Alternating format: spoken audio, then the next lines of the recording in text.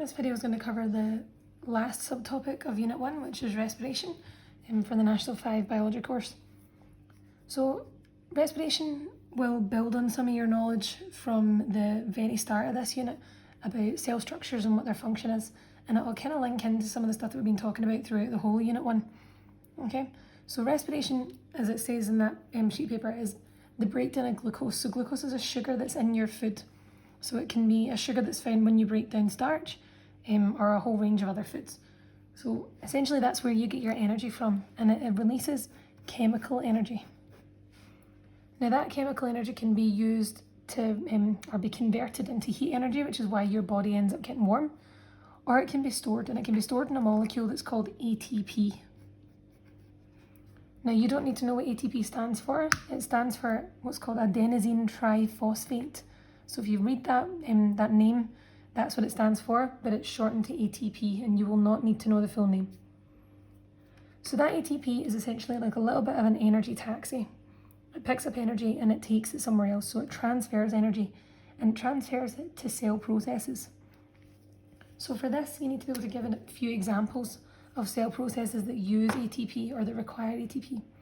So if you think about what we've learned from Unit 1 so far, active transport is a process that requires energy. So ATP is the molecule that provides energy for that. Protein synthesis, so when we join together amino acids to make a protein, that requires energy because you're building something up. The division of cells when your body grows, cell division, which is also known as mitosis, we'll learn about that in Unit 2. That requires energy, so any kind of growth or building up of things will require energy. If you think about generally, like even just PE-based things, if you move around a lot, it requires your muscle cells to contract. So muscle cell contraction will require that ATP. So any muscle cell would require a large amount of ATP to then allow it to then contract. And the last one, which happens all the time, it's the reason why your brain requires so much energy, is because nerve impulses and the transmission, which basically just means the passing of, so transmission of, or the passing of nerve impulses. That takes up a huge amount of the calories, the energy that your body requires. So if you spend most of your day thinking, that's why you actually burn quite a lot of calories. Okay, so these are the uses of ATP. Now, this whole process of respiration is used to then make ATP. It's used to release that chemical energy and store it in ATP. And it's controlled because it's a chemical reaction by enzymes. Okay, so think about the fact that then that could be affected by temperature, okay, or even extremes of pH. So we've got two statements here. So there are two types of respiration that you'll need to know. So there's one called aerobic and there's one called fermentation. And you might have heard of that term fermentation before, even maybe linked to home ec. So I'll cover aerobic first and then I'll come back to fermentation. So aerobic, if you think about what that kind of sounds like, aerobic sounds like air, okay? Now if you think about what air contains oxygen, and that's exactly what is required for aerobic respiration. So when you try to break down glucose in your food through aerobic respiration, you need oxygen for that. Now in your cells, this chemical reaction starts in the cytoplasm, because that's the site of chemical reactions. But then it ends in some other structure in your cell. So if you think back to the very start of Unit 1, we had to know the functions of each of the structures within the cell. Now, the mitochondrion was the site of aerobic respiration, which is why I'd said that you'll need to remember that one. So this process ends in the mitochondria. Okay, so it begins in the cytoplasm, but it'll be finished off in the mitochondria. And this type of respiration is the most efficient. And what that means is it produces the highest number of ATP.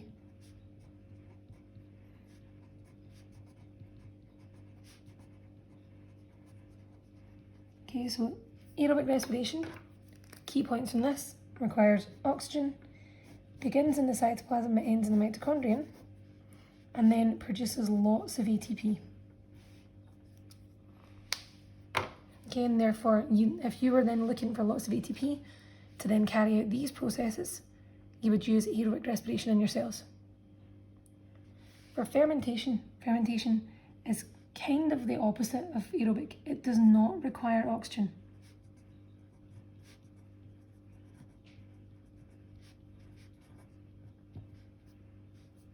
Okay, it doesn't occur in the mitochondria. It occurs entirely in the cytoplasm. So it begins and ends in the cytoplasm. And for this one, it's not very efficient. It's the least efficient because it only produces 2 molecules of ATP. Okay, so it's less useful for us because it only produces 2 ATP, but we still use it in some examples. It happens entirely in the cytoplasm and it does not require oxygen. Okay, so what I'm going to do now is I'm going to show you a diagram to show the different stages of respiration. So you're going to need to be able to describe and talk through each of these stages, okay, for a number of different situations. So I've got my paper split up into 3 here and I'm going to work my way through the 3 of them. So no matter what type of respiration cells are carrying out, there are always 2 stages. Okay, so there's always going to be stage 1 in each of these types of respiration. And then there'll always be a stage 2. Now, like I said before, respiration for aerobic respiration will start in the cytoplasm. And the same with fermentation. So fermentation and aerobic respiration will all start in the cytoplasm.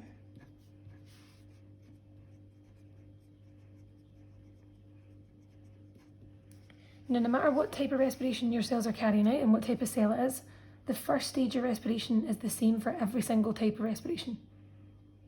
So for that first stage then,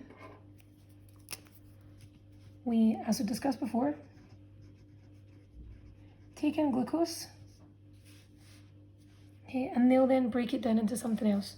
So in this very first stage, what will happen is the cells will break down that glucose into 2 molecules of what we call pyruvate. Now when that cell does that and it breaks that glucose down into that pyruvate, what will be produced as well are 2 molecules of ATP. Now in this example, this is aerobic respiration. Now, it doesn't matter what type of respiration, whether it's fermentation or aerobic respiration, this first stage will be the same. Okay, so what I can do then is show you that for fermentation in animal cells, glucose is still broken down. And it's broken down into 2 pyruvate molecules. Okay, and 2 ATP are produced.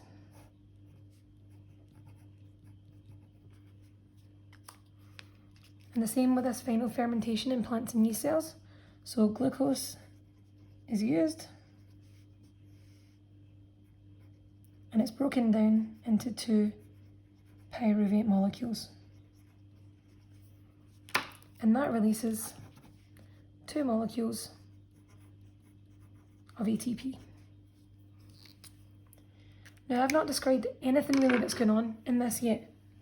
But so far, you will know that in every type of respiration, this first stage happens in the cytoplasm and it will take in glucose and produce 2 pyruvate and produce 2 ATP. It is the same no matter what happens, no matter what type of respiration it is and where it's happening. Okay, the only reason things get different is when you start to look at the types of respiration that occur. So this stage now will be stage 2. And there's a stage 2 in every type of respiration.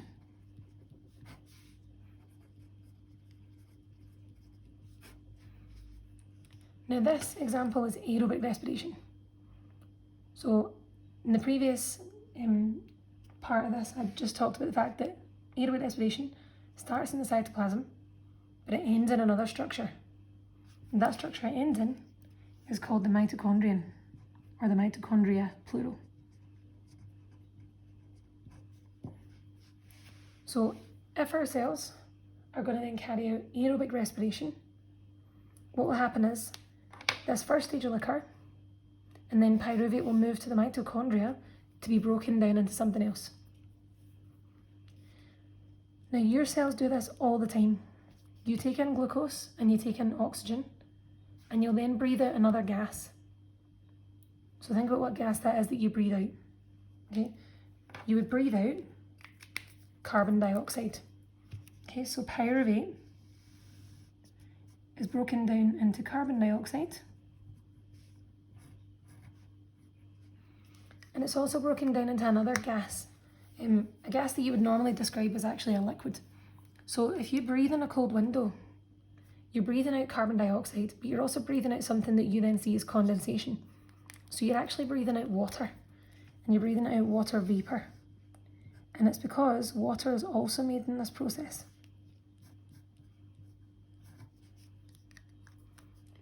Now, this cell, when it is aerobically respiring, every single type of cell can aerobically respire. It can carry out aerobic respiration.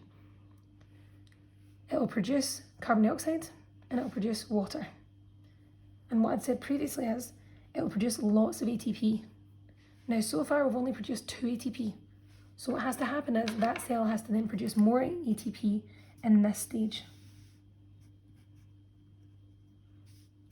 So lots of ATP are produced in the mitochondria during aerobic respiration. Okay, so this can sometimes be summarised in what's called a word equation. So in this example, glucose is taken in. This process needs oxygen, and it makes carbon dioxide and water, and also lots of ATP. Okay, so what that word equation is doing is summarising what we've got here. So we've got glucose, we've taken in some oxygen to help us do this, and it will make carbon dioxide, water, and then lots of ATP. Now this next example is fermentation. Now it's fermentation specifically in animal cells, so that's like our cells. Now we've carried out the first stage of respiration and fermentation, and we've made glucose into 2 pyruvate molecules, and we've also produced 2 ATP. So we've broken down that glucose, made 2 pyruvate and 2 ATP molecules. Now at this stage then, in fermentation, we have no oxygen, so we can't break it down to produce these things now. We have to break it down to produce something else.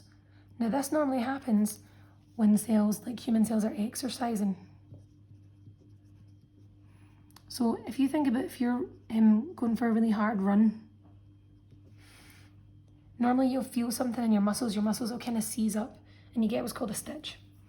Now that stitch is essentially what's called muscle fatigue, muscle tiredness, and it's caused by the buildup of a chemical, and that chemical is called lactate. Okay, now sometimes you might have heard of it as lactic acid, right, which is why it burns. That's why your muscles feel they're on fire. So that chemical then is called lactate. So when your cells don't have oxygen or don't have enough oxygen to carry out aerobic respiration, when they're really exercising really hard, you don't breathe enough to get enough oxygen to all your cells or enough to carry out this, what they'll do is they'll switch and they'll make lactate instead of carbon dioxide and water. Now they don't make any more ATP, which is why this isn't very efficient. So you only make 2 ATP in that first stage, and you don't make any more here. Okay, so your word equation for that is glucose. Now you don't use any oxygen for this, so you just go from glucose straight to lactate. And then you make 2 molecules of ATP. Now this is what happens in animal cells. Now in fermentation, in plants and yeast cells, it's slightly different. So plants and yeast cells can sometimes have to go without oxygen as well. So if plants are underwater, for example, or they're deprived of oxygen, or yeast cells are deprived of oxygen, they'll have to carry out fermentation as well. So again, they can't go through this process that they would normally do. What they then have to do is change this stage 2. Now, before I describe this, what we need to mind you of is fermentation only happens in the cytoplasm. So stage 2 in this, for fermentation in animal cells, and also fermentation in plants and yeast, happens in the cytoplasm. So it begins and ends in the cytoplasm. Now, if you're then a yeast cell or a plant cell, what you then have to do is break down your pyruvate into something else. Now, to give you a bit of a hint as to what that'll be, if you think about what yeast cells might be made from, or used for, you might know that yeast cells are used to make bread and they're used to make beer. So to get your bread to rise, the yeast produces carbon dioxide. And that's exactly what's happening here. Now, before you cook your bread, it actually has a kind of smell like beer, and it's because it's producing some alcohol in the form of ethanol. So if yeast cells or plant cells ferment, if they carry out fermentation instead of aerobic respiration, what they'll do is they'll produce carbon dioxide and they'll produce ethanol, which is an alcohol. Okay, so that's what you would also get to make your beer fizzy, which is carbon dioxide, and make it alcoholic, you would use the ethanol. Okay, and again, you don't make any more ATP, you just make the 2 ATP that was in that first stage.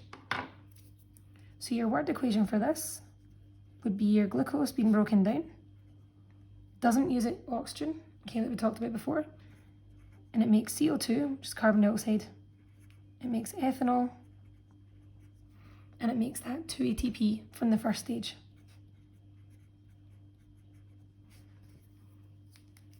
Right, so depending on what type of cell it is, and then on what conditions they're in, whether they have oxygen or not, it'll depend on which type of respiration that cell uses and where that happens. So I'm just going to relate that to normal examples of cells and why this is important. Okay, so got a quick example of a drawing. Hopefully you'll recognise this cell. It's got a tail because this cell is a sperm cell. The sperm cell has a head and has a tail because it has to swim to the egg. Okay, it's got a nucleus and it's also got a number of these structures here which I've kind of zoomed in on. Okay, these are mitochondria.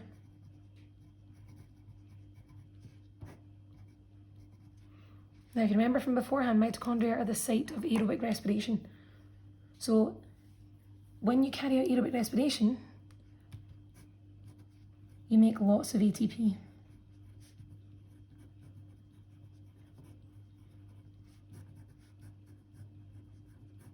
Okay, and ATP is a wee transporter of energy. Okay, so lots of ATP means lots of energy is produced. So what I've got up here describes this. So cells that require a lot of energy contain high numbers of these structures, which is mitochondria. And that allows them to produce a lot of that chemical we talked about, those molecules, which is ATP, right, through that process of aerobic respiration. So for example, a sperm cell has lots of mitochondria because it requires lots of ATP to do what it needs to do, which is to swim to the egg. Your muscle cells are exactly the same. So your muscle cells would have lots of mitochondria because it produces lots of ATP, and therefore that can transport lots of energy for your cells to contract and then move your body. All right, so that kind of summarizes the whole of respiration. What I'm going to do now is do another video on what's called respirometers.